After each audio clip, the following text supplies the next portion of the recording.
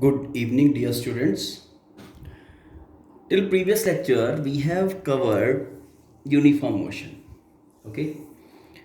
So now I am taking some situations from that particular chapter to make you understand the things in a better way. Okay. So let's start with some problem. Okay.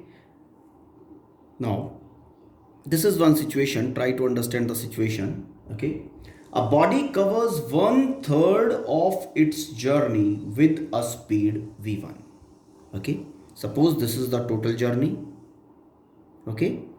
One third of इस journey. ठीक है. One third मतलब third part. Okay. Third part A to B. It covers one third of its journey with a speed v1. Fine. Next one third with speed v2 and the last one third with speed v3. Calculate the average speed of the body during the entire journey. Okay. First one third with the speed v1 and the second one third with speed v2. Okay. And third with v3. We have to find the average speed.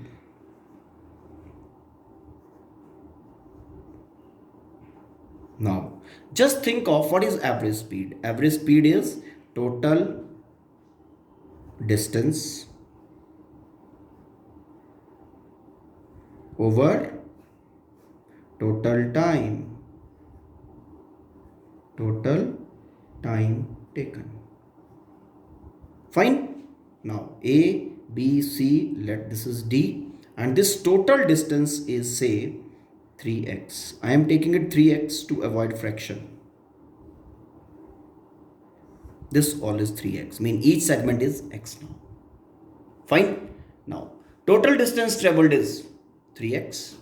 Now, first segment is of length x. Now, time taken to travel the first segment. कितना होगा? Distance over speed. That is x by v1. Second के लिए भी ऐसे ही x by v2. Third के लिए भी ऐसे ही x बाई v3. तो टोटल टाइम ठीक और टोटल डिस्टेंस कितना बना बेटा 3x over total time is x by v1 plus x by v2 plus x by v3. This will be your average speed. अगर इसको फर्दर सॉल्व करते हैं then what we are getting see. Taking this x out, okay, we are getting this x and x cancelled. Now taking LCM, solving and giving it to reverse, we are getting average speed equal to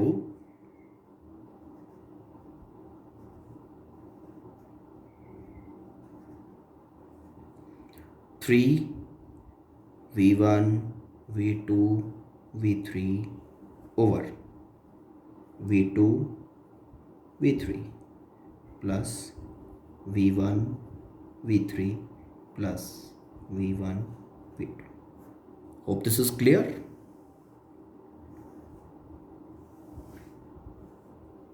Let's try one more problem. A person goes to post office slowly and purchases postcard. Then he comes back steadily. Draw the velocity time and displacement time graph of the person. Person started from home, moves steadily, goes post office, purchases postcard. उसी position पे खड़ा हुआ. ठीक है ना. वहीं पे कुछ टाइम कंज्यूम होगा. No positional change will be taking place. Then postcard purchase करने के बाद returning back home. Okay fine. तो वी हैव टू, और उन्होंने क्या कहा है रिटर्निंग बैक स्टडीली, मीन थोड़ा ज़्यादा स्पीड से। ओके, तो इसका जो पोजीशन टाइम ग्राफ, इसका जो डिस्प्लेसमेंट टाइम ग्राफ और वेलोसिटी टाइम ग्राफ बनेंगे वो देखो कैसे बनेंगे। पहले इसका हम वेलोसिटी टाइम ग्राफ बनाते हैं। Velocity time graph will be, ठीक है, गोइंग विद सम वेलोसिटी, ठीक, अब आराम से चला जा रहा है लेसर वेलोसिटी के साथ, fine. If it is going with lesser velocity then will take longer time, longer time, ठीक है। तो ये लेसर वेलोसिटी के साथ चला जा रहा है, taken longer time. Post office पहुंच गया, वहां पे खड़ा होके परचेज किया पोस्ट कार्ड।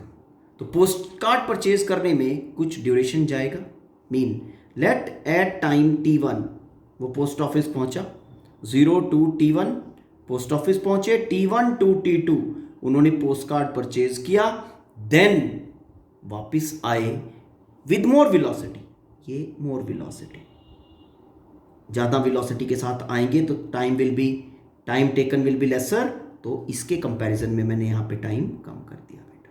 t3 पे he is back home. Hope this is clear, ठीक है। अब यहाँ पे जो ड्यूरेशंस है, ये आपका जीरो ड्यूरेशन, ठीक। अब हमें बनाना है डिस्प्लेसमेंट टाइम। अब डिस्प्लेसमेंट टाइम के लिए मैं ड्यूरेशंस मार्क कर रहा हूँ बेटा इसके। t1 टाइम पे वो पोस्ट ऑफिस पहुंच गए, t2 टाइम तक ही standing on the counter, okay, और काउंटर पे पोस्ट कार्ड ले रहे हैं, मीन नो पोजिशनल चेंज, ठीक। और उसके बाद t3 टाइम पे ही इज बैक। ये आपका था velocity time graph. Now corresponding displacement time graph, displacement time graph, okay. Now यहां से चले, कांस्टेंट वेलोसिटी से चले जा रहे हैं, तो ये लो बेटा स्ट्रेट होगा, यूनिफॉर्म मोशन। उसके बाद काउंटर पे खड़े हैं, ये लो no positional change.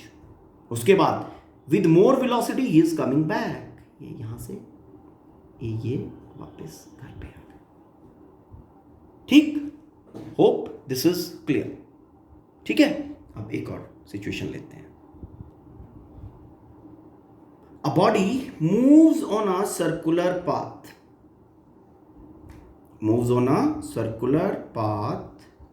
of radius r, okay, starts from A, moves on, reaches D, A, D. This is your B and C. Start from A and reaches D. Fine. Now, the question is find the average speed and average velocity when it takes time t from A to D, ठीक है। A to D पहुंचने में कितना time लिया, t time, और हमने कहा radius of the circular path is r, average speed और एवरेज वेलोसिटी। अब एवरेज स्पीड के लिए क्या करेंगे, average speed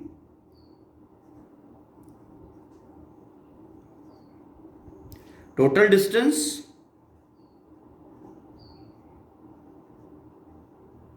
over total time,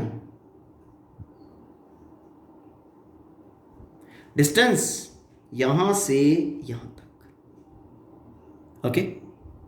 तो पूरा complete length is the circumference 2 pi r।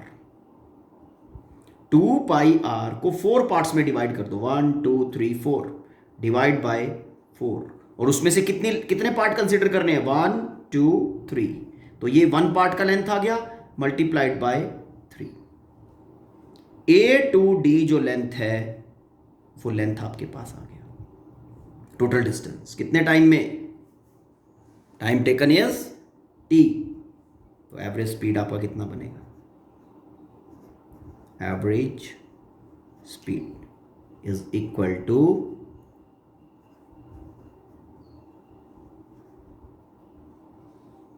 2 pi r/4 into 1/t। ठीक है बेटा, solving this we are getting 3/2 pi r/t। ये इसका एवरेज स्पीड आ गया। Now average velocity, average velocity, average velocity is displacement, total displacement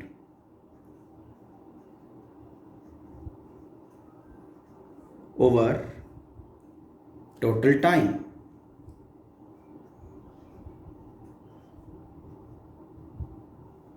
okay, now just think of total displacement. Body यहां से चला, यहां तक आ गया।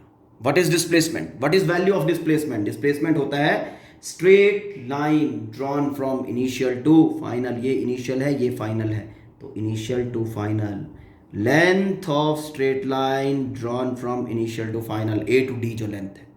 अब ये वाला साइड कितना है? R, radius. ये वाला साइड कितना है? R, radius. तो राइट एंगल ट्रायंगल बन गया, हाइपोटेन्यूज का लेंथ निकाल लो। तो एडी कितना बनना बेटा? AD, total displacement is your AD, और टाइम लगा टी, तो एवरेज वेलोसिटी बन गया ए डी ओवर टी। अब ए डी का वैल्यू निकाल लेते हैं। ए डी का वैल्यू कितना बनेगा? R square under root r square under root by t. Fine, r square ये कितना बन गया? तो एवरेज वेलोसिटी आ जाता है इसको सॉल्व करके √2r/t। Now let's take one more problem. Situation is a drunkard walking in a narrow lane takes 6 steps forward and 4 steps backward. 6 steps forward, 1 2 3 4 5 6, and 4 backward, 1 2 3 4. Okay, then he repeats the same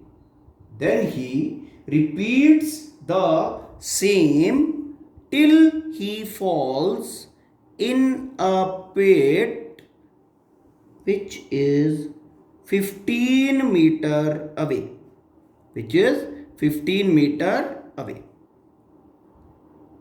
if each step is 1 meter,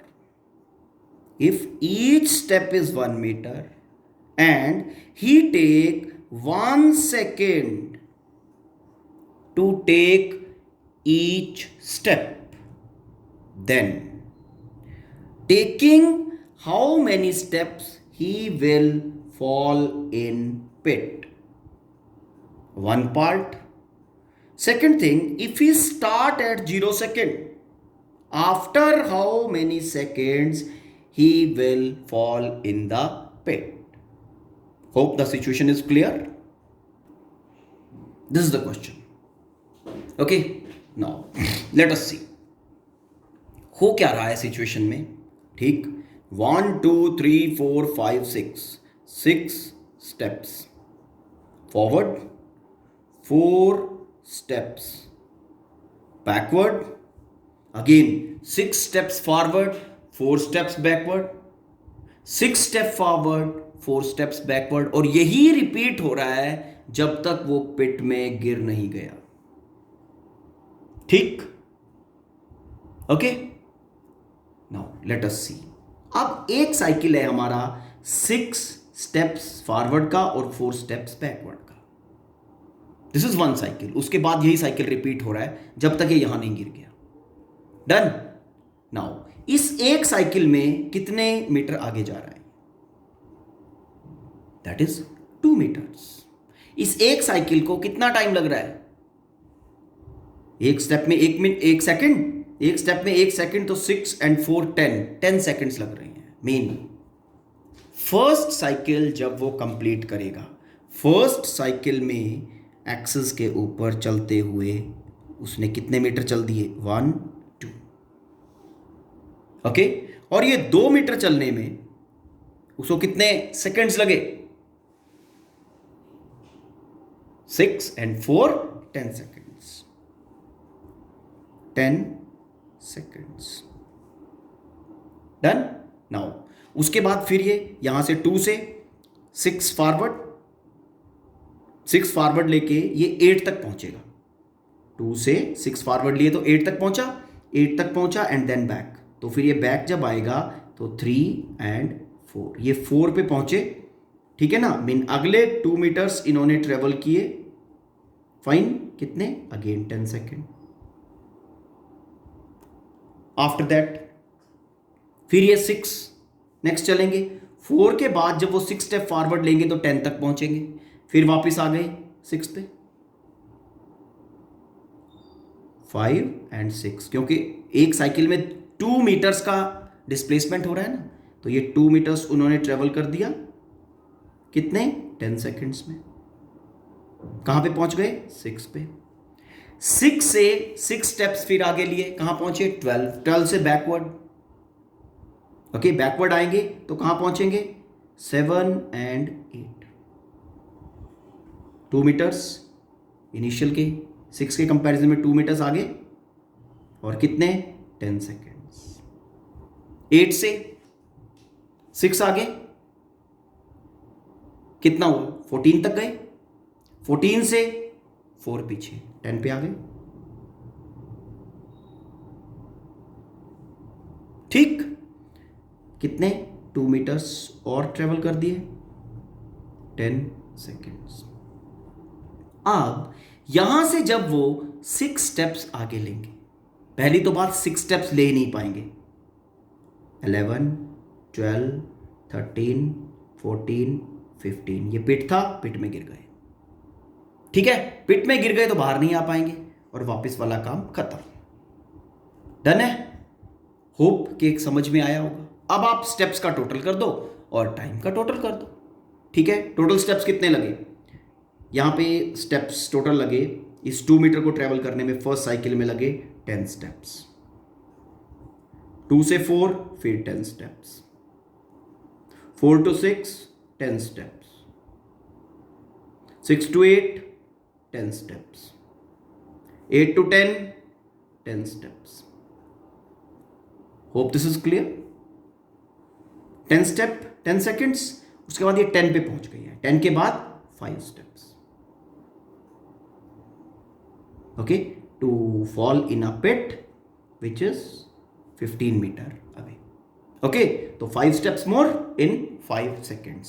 तो total steps हुए 10 10 10 10 10 50 55 steps.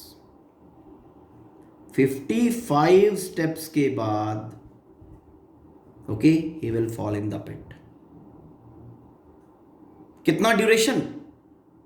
Duration 1 step in 1 second, total duration will be 55 seconds. तो 55 steps लेके 55 seconds में he will be falling in the pit.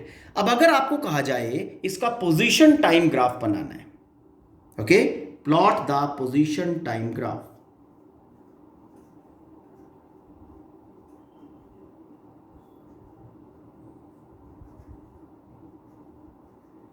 कैसे बनेगा position time graph इसका?